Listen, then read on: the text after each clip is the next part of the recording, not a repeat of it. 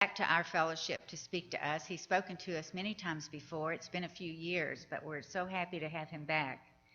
Reverend John Pepper is happily retired after 39 years in the oil and gas industry and is still very involved with his church, the Unitarian Fellowship of Houston.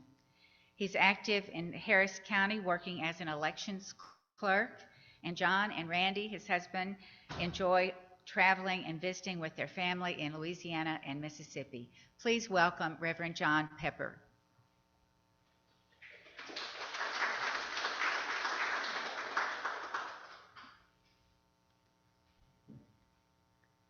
Good morning. Our reading this morning is titled On Joy and Sorrow, and it's from The Prophet by Khalil Gibran.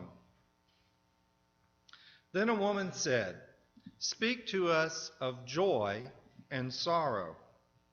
And he answered, "Your joy is your sorrow unmasked, and the selfsame well from which your laughter rises was oftentimes filled with your tears. And how else can it be? The deeper that sorrow carves into your being, the more joy you can contain. Is not the cup that holds your wine the very cup that was burned in the potter's oven? And is not the lute that soothes your spirit the very wood that was hollowed with knives? When you are joyous, look deep into your heart, and you shall find it is only that which has given you sorrow is also giving you joy. When you are sorrowful, look again into your heart, and you shall see that in truth you are weeping for that which has been your delight. Some of you say, joy is greater than sorrow, and others say, nay, sorrow is the greater. But I say unto you, they are inseparable. Together they come, and when one sits alone with you at your board, remember that the other is asleep upon your bed. Verily, you are suspended like scales between your sorrow and your joy. Only when you are empty are you at standstill and balanced.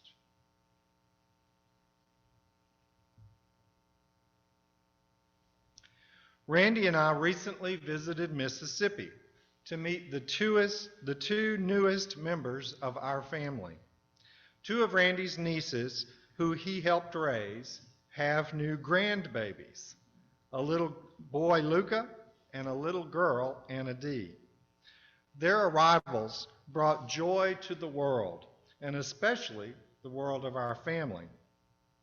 The first grandbaby in that branch of our family is Rivers, who is now 7.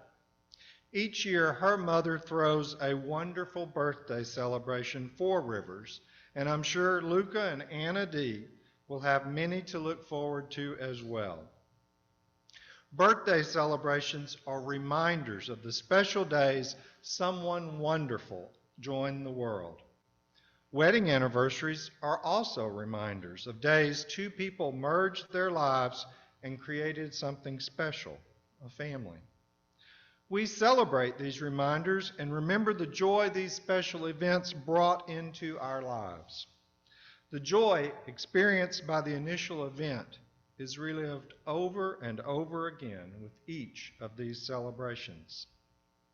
Yes, we love these celebrations, these reminders, and I'm not sure exactly why, but maybe it's because for many, life can be difficult, and these little celebrations regularly inject a little joy back into our otherwise somewhat drab existence. The simple fact is, we like to experience joy, and we often jump at the chance to experience it over and over again. And obviously, this is particularly true when we celebrate the birth of a child annually. But we're not only celebrating their birthday, we're celebrating the child's potential and dreaming of their bright and beautiful future. Whatever the reason we do it, I believe celebrating this joy in our world is very important. I myself spend far too much time thinking about our problems and all the negatives going on in our lives, often neglecting the joy all around me. That habit needs to be halted from time to time, and we need to stop and smell the proverbial roses, as the old saying goes, because without a doubt, the roses are beautiful and they smell wonderful. That doesn't mean the roses have no thorns, only that we must also enjoy their beauty as well, and the joy that beauty brings to us. In short, I believe whenever possible, we should choose joy for our lives, and we must sometimes be intentional about it. Unfortunately, we don't always do that. And author Gary Zukav shares the following parable in his book, Soul Stories, which describes what actually happens to many of us. I'm sure you've heard this parable before, but this version was new to me. Zukav says, if you're not aware about it, you create your future unconsciously. That's what happens when you don't know about all the parts of yourself. The parts of yourself that you don't know about do the choosing. When you are aware of all the parts of yourself, you do the choosing. Which future would you rather live in? One that you choose, or one that you've not thought about and might not want to happen? A man told his friend, a good dog and a bad dog are always fighting inside of me, but I'm not worried. I know the good dog will win. His friend then asked, well, how do you know? And he replied, because that is the one that I feed. You always have dogs fighting inside of you too. Your anger fights with your patience. Your greed fights with your generosity. If you choose anger, you feed that dog. If you choose patience, that dog grows stronger. Feeding anger is like joining a club. When you go to that club, you always find angry people. That's what the club is for. It's the place where angry people come together. Jealousy is another club, and you always find jealous people in it. But joy and gratitude are also clubs. They work the same way. You always find joyous and grateful people in them. A tennis club doesn't attract golfers, and a golf club doesn't attract skiers. In the same way, the anger and jealousy clubs don't attract joyful or grateful people, and the joy and gratitude clubs don't attract angry and jealous people. If you want to know what clubs you are in, look at the people around you. Are they grateful, angry, happy, or jealous? If you like what you see when you look around, keep doing what you're doing. If not, do something different. That is how you join other clubs. Well, I don't know about you, but I definitely want to be a part of the Joy Club. And I've realized I need to be a little more conscious of the clubs I truly want to join so that I can manifest more actual joy in my life.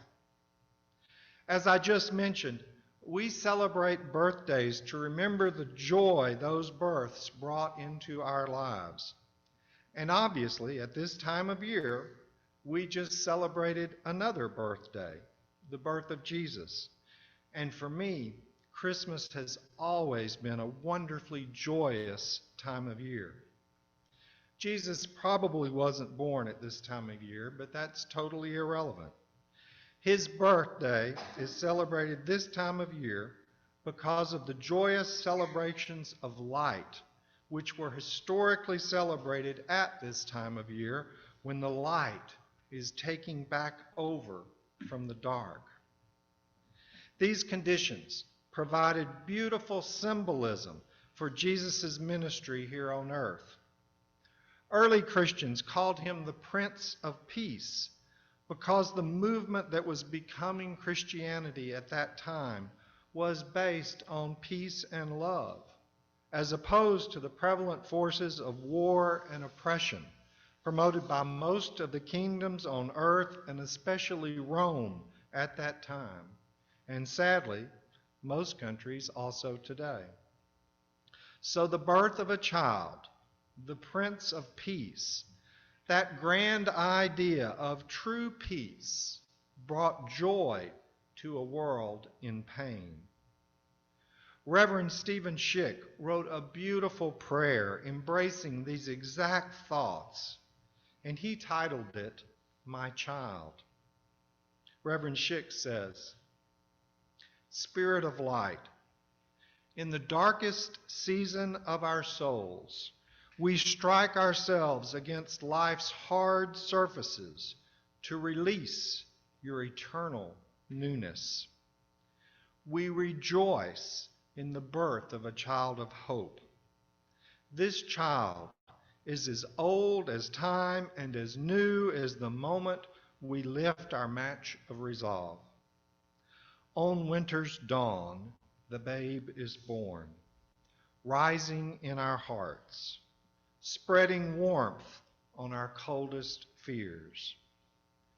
Is this a mystery dissolved into human form? Is he the living Jesus? Is she Shiva, creator of all the worlds? This child cares not what we call it, only that we nurture it and let it grow into the dark places where hate grows and despair lingers. This child of love is born each moment we choose what might be. Let us rejoice in its holy birth. Thank you, Reverend Schick, for a beautiful and poignant prayer, especially suited for this past Christmas season. Reverend Schick started that prayer with the words, Spirit of light. And I firmly believe we've mostly lost touch with how important actual light is to us. Unlike the people at the time of Jesus' birth, they knew the value and promise of light, where we've mostly forgotten how important it is. We take that aspect of our lives for granted, a luxury the vast majority of our ancestors simply did not. And by vast majority, I'm talking about our ancestors over the past couple of 100,000 years. It's only been in the last couple of 100 years that we've begun to take these things like light for granted, especially as it relates to food and heat. The vast majority of our ancestors over the millennia were constantly looking for food and planning on how to survive the winter, and light was the key to their survival. Our last winter, the winter of 2020 crossing over into 2021, demonstrated how ill-prepared and dependent we are on our usually reliable power supply, because without it, many were in jeopardy of freezing. And the pandemic reminded us how precarious our food supply truly is, especially for those with limited resources. Our ancestors were constantly aware of those facts, and they were always taking steps to address them before winter set in.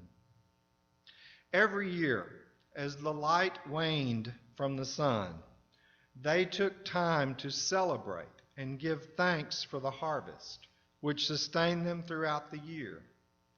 And then, not too long after that celebration, they were both joyous and hopeful as they turned the corner and the amount of light began to increase every day after the winter solstice.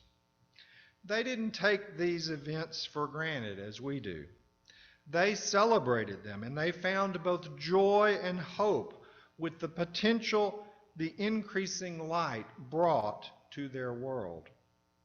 Their celebrations of light were in fact a joy to behold. We've continued those traditions and mimicked those celebrations with our Christmas lights and Christmas trees.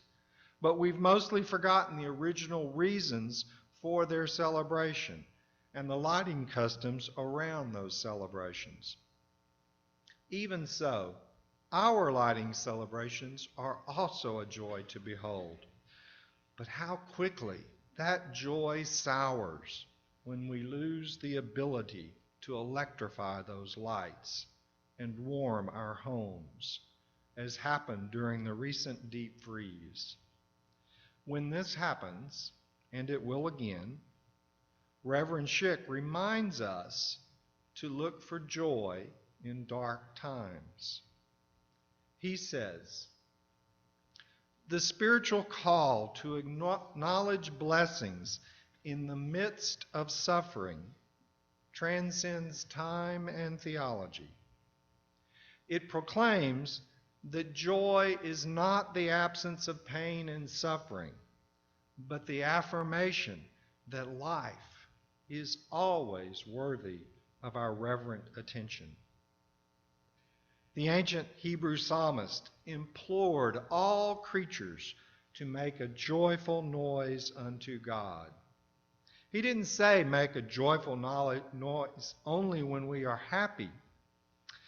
And after asserting the first noble truth that life is suffering, the Buddha became the smiling and laughing enlightened one. In the Christian book of Galatians, we read, "But the fruit of the Spirit is love, joy, peace, and long-suffering." Though a paradox of faith, human suffering is linked with the Spirit of God. The Hindu Nobel laureate Rabindranath Tagore put it yet another way. "All the evils in the world have overflowed their banks, yet oarsmen, take your places with the blessing of sorrow in your souls."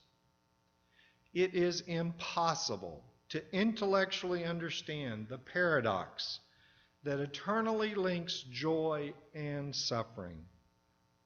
But every day we are offered the blessing to find out. Yes, it is a paradox, and it's often hard to reconcile the paradoxical life that we're living. But I truly believe that there is joy in the world. But sometimes you have to look really hard to find it. And that's exactly what happened to me a little over a year ago. These were my reflections the morning after a very difficult presidential election. I wrote, "I woke up this morning resigned to the probability of a Biden loss, and amazingly, I wasn't depressed. A phrase came to mind often used by a boss from many years ago. The pay's the same whether you're happy or sad. That applies today because the outcome will be the outcome regardless of how I feel, and apparently it's my choice to be happy or sad, and I choose to be okay. So what's changed from 4 years ago when I was severely depressed after another presidential election? This past month, helping people vote at drive-through voting gave me some always appreciated good reserves, because those people were genuinely delightful to work with. And simply being back in Houston with dear friends has also boosted my internal positive reserves.